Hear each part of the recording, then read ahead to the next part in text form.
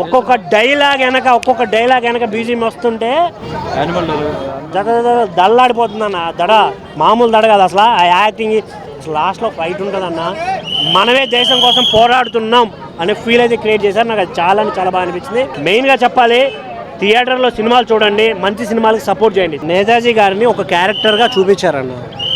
ఒక క్యారెక్టర్ అంటే ఆయన కింద పనిచేసే ఏజెంట్లు ఎలా వర్క్ చేస్తున్నారు, ఆయన కోసం ఎలా కష్టపడ్డారు అనే దాని గురించి చాలా బాగా చూపించారు. నాకు మెయిన్గా నచ్చిన విషయం ఏంటి అంటే కళ్యాణ్ రామ్ గారు ఏం యాక్టింగ్ అన్న. నాకు బింబిసార తర్వాత ఎక్స్పెక్టేషన్ ఉంది ఆయన చేస్తారని. బట్ ఇంత యాక్టింగ్ చేస్తారని అయితే నేను అనుకోలేదు, కళ్ళలో కూడా అనుకోలేదు. కుమ్మేశారు అసలు. పిచ్చిగా నచ్చింది నాకైతే ఆయన యాక్టింగ్. ఆయన సింగిల్ మ్యాన్ షో అని చెప్పాలన్నా. నేనైతే సింగిల్ మ్యాన్ అనే చెప్తా.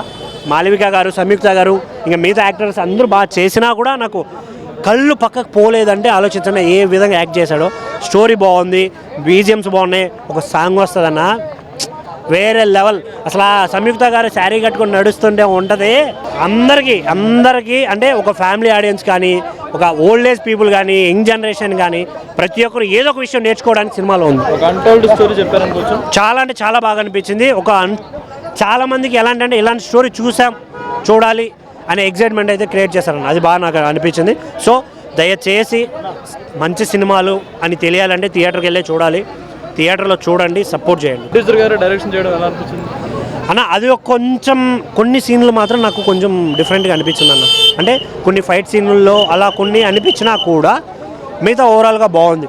కొన్ని సీన్లు ఏంటంటే కొంచెం గ్లమ్జీగా రావడం, కొన్ని షాట్లు బ్లర్ అయిపోయి రావడం, కొన్ని చిన్నవి. బట్ సినిమా పరంగా ఎలాంటి లేవు. టెక్నికల్ ఇష్యూ అనేది కామన్, బట్ సినిమా పరంగా అయితే పీక్స్ అన్న. చాలా బాగా నచ్చింది నాకు. మస్ట్ అండ్ షుడ్గా థియేటర్లో చూసి హీరోలకు సపోర్ట్ చేస్తేనే ఇప్పుడు ఎదగాలనుకున్న వాళ్ళకి సపోర్ట్ దొరుకుతుంది. So please do support. Thank you అన్న. ప్రతిదీ కంపేర్ చేసుకోవడం అనేది కరెక్ట్ కాదన్న.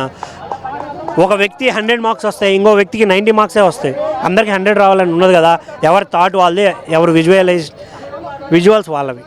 So don't compare with any other.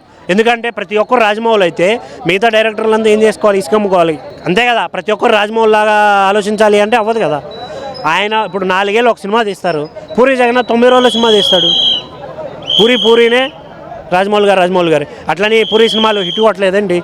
మాలాంటి చాలా మందికి పూరి గారు ఇన్స్పిరేషన్. మీరు ఎవరినైనా ఒక మంచి సినిమా పిచ్చోని అడగండి, మీ ఫేవరెట్ డైరెక్టర్ ఎవరు అంటే పూరి ఆర్ త్రివిక్రమ్ ఇలానే ఉంటుంది. కానీ రాజమౌళి అని ఎవరు చెప్పరు. రాజమౌళి గారి సినిమాలు ఇష్టపడతాం, ఆయన విజువల్స్ కానీ ఆయన కంటెంట్ కానీ ఇష్టపడతాం. బట్ మాకు నచ్చే డైలాగులు కానీ మాస్ ఫైట్స్ కానీ అన్నీ మా పూరినో త్రివిక్రమో మిగతా డైరెక్టర్లు ఇవ్వగలరు. కానీ రాజమౌళి దగ్గర నుంచి అంత ఎక్స్పెక్ట్ చేయరు కదన్న ఎవరు.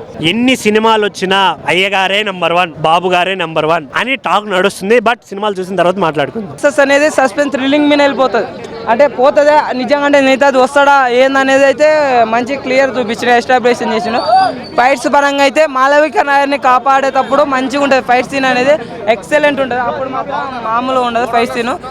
కళ్యాణ్ రామ్ అయితే సస్పెన్స్ థ్రిల్లింగ్ మూవీస్లో అయితే అడ్విషన్స్ తర్వాత కళ్యాణ్ రామే కొద్దిగా బెస్ట్ అనిపించింది. ఎందుకంటే మన తెలుగులో ఎవరు అనేది సెట్ కాలేదు. ఇంకా లవ్ స్టోరీ కూడా ఆమె మాళవిక నిత్య మీనన్ కూడా లవ్ స్టోరీ ఎంత పెట్టాలన్నా బ్రో. నిత్య మీనన్ చూసి అట్లే సంయుక్త అది కూడా బాగుందన్న, మంచిగా ఉంది. లవ్ స్టోరీ కూడా సెకండ్ హాఫ్లో ఆమె కాపాడుతాడు.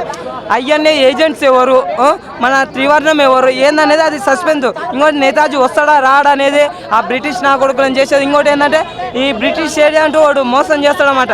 దాంట్లోనే ఉండి ఎట్లా చేసేది కూడా బాగుందనమాట. అది లాస్ట్ వరకు మనకు రివీల్ కాదు. ఇంకోటి కోడ్ ఇస్తాడనమాట. లాస్ట్లో కళ్యాణము ఆరం కొట్టుకుంటా ఆ కోడ్ కూడా అరే ఎందుకు ఆరం కొడుతున్నారని మనకు అనిపిస్తుంది. అవి కూడా చాలా మంచిగా చూపించిన. గది కానీ ఆ రూమ్లో జరిగిన మర్డర్ సీన్స్ కూడా లాస్ట్లో మనకు రివీల్ అయిపోతుంది. ఫైట్స్ అంటే 3 ఫైట్స్ నాకు బాగున్నాయి. 3 ఏంటంటే ఒకటి మాళవిక నాయర్ది, తర్వాత ఇంకా లాస్ట్ ఫైట్ కూడా నాకు బాగా అనిపించింది. ఇంకోటి ఏంటంటే హీరోయిన్ కాపాడే. ఈ 3 ఫైట్లు అయితే నాకు కొద్దిగా బెటర్. సాంగ్స్ అంటే ఒకటి ఐటమ్ సాంగ్ ఉంది, ఒకటి లవ్ సాంగ్ కూడా ఉంది. బాగానే ఉంది. అంత అంటే ఇంపాక్ట్ అనేది ఏం లేకుండా కరెక్ట్. అంటే బింబిసార కంటే ఎక్కువగా బాగుంటుంది, హిట్ అవుతుంది అంటారా? లేదంటే అంటే బింబిసార అంటే సింగిల్గా వచ్చింది. అప్పుడు టైంలో ఏంటంటే టైం ఉంది. ఇప్పుడు సంక్రాంతి ఉంది కాబట్టి పోటీ ఉంటుంది. పోటీ ఉన్నప్పుడు కొద్దిగా కష్టమే, కాకపోతే బాగానే ఉంది, పర్వాలేదు నాకు.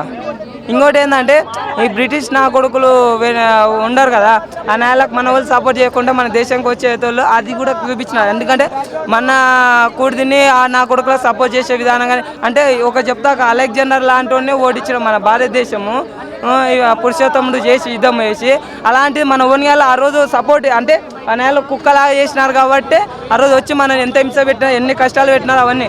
ఇంకోటి ఏంటంటే అక్క మన దేశం బ్రిటిష్ నా కొడుకుల వల్లనే ఆ లంజుడుకుల వల్లనే బాగుపడింది అనేది ఒక అది ఆలోచించుతున్నా. అలా కాదు, ఆ రోజు దేశంలో మొత్తం సంపద అనేది అవన్నీ దోసుకుపోకుంటే ఈరోజు అమెరికా, చైనా, రష్యా ఇవన్నీ దీనిని మించి ఉండేది. అది ఆలోచిస్తలే టెక్నాలజీలు అవన్నీ చైనా కూడా అప్పుడు లేదు కదా, రష్యా కూడా లేదు కదా, అవన్నీ డెవలప్ అయినాయి కదా.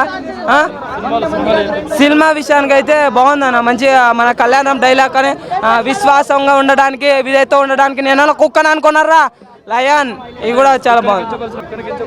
అంటే కుక్కలాగా చేయకూడదు కదా, లయన్లో సింహలా పోరాడాలా, అంతేగాని కుక్కలాగా ఉండి తర్వాత అంటే కుక్కలు కూడా మంచిగా నా విశ్వాసం ఉండేటివి, కాకపోతే మన విశ్వాసం చూసి వేరే వాళ్ళకి అట్లా చేయకూడదు అనేది కొన్ని కుక్కలు ఉంటాయి విశ్వాసంతో ఉండకుండా చేసేటివి, అట్లా అన్నాడు అన్నమాట. లయన్ పుల్లాగా పోరాడాలా, అదే బతుక చావు అనేది ఉండాలన్నట్టు. అలా బాబాయ్ లాగా డైలాగా ఇంక అంతే. మన లయన్ మన బాలయ్య బాబు, జై బాలయ్య.